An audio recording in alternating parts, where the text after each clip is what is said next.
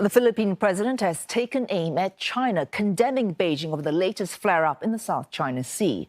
The incident involved Chinese coastguard ships firing water cannon at Filipino boats. The comments came at a summit of ASEAN leaders with Chinese President Xi Jinping. Rodrigo Duterte warned that the confrontation does not speak well of relations between both sides. The summit has also been marked by the absence of Myanmar and the upgrading of ASEAN's relationship with China. We have two reports. First, Leong Wai-kit. To the screen. They tried, they failed, but the show must go on. Without Myanmar. ASEAN and China agreed to level up their ties during Monday's special meeting.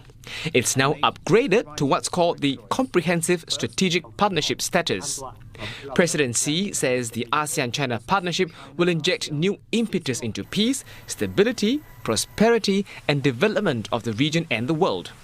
Beyond the labels, what this really means is both sides can work on a slew of initiatives, including talks on boosting the ASEAN-China free trade area, tourism, cooperation of COVID-19 vaccines, and the support of ASEAN's efforts towards vaccine security. President Xi told ASEAN leaders that Beijing is neither seeking hegemony nor taking advantage of its size to coerce smaller countries. President Xi also says China won't bully its neighbours amid rising tensions over the South China Sea. But the Philippines, one of the maritime claimants, strongly rebuked China over an incident last week. President Rodrigo Duterte slammed the actions of 3 Chinese coastguard vessels, which he said blocked and used water cannon on boats in the Philippines territory. We abhor the recent event in the Yunnan Shoal and view with grave concern other similar development. This does not speak well of the relations between our nations and partnership. China must remain committed to the early conclusion of the effective and substantive code of conduct in the South China Sea. This is simply no other way out of this colossal problem but the rule of law. Another tricky issue is Myanmar.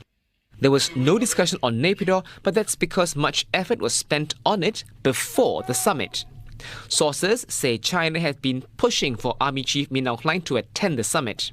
Talks went on through the wee hours of Monday morning. Myanmar's China envoy was initially invited to take part in the special summit. Kesemua 9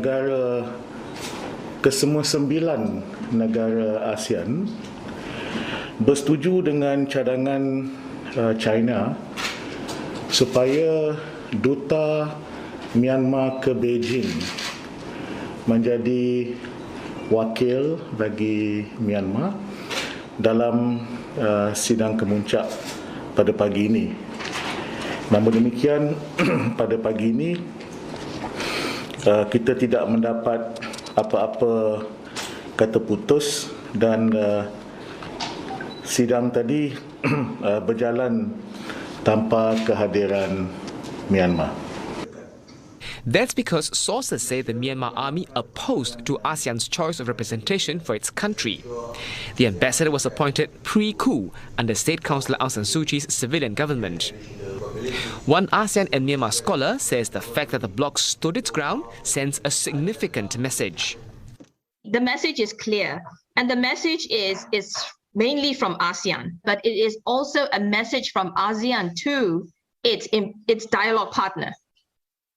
And so ASEAN centrality here really means something, and it means something to dialogue partners, perhaps even more than, say, bilateral relations.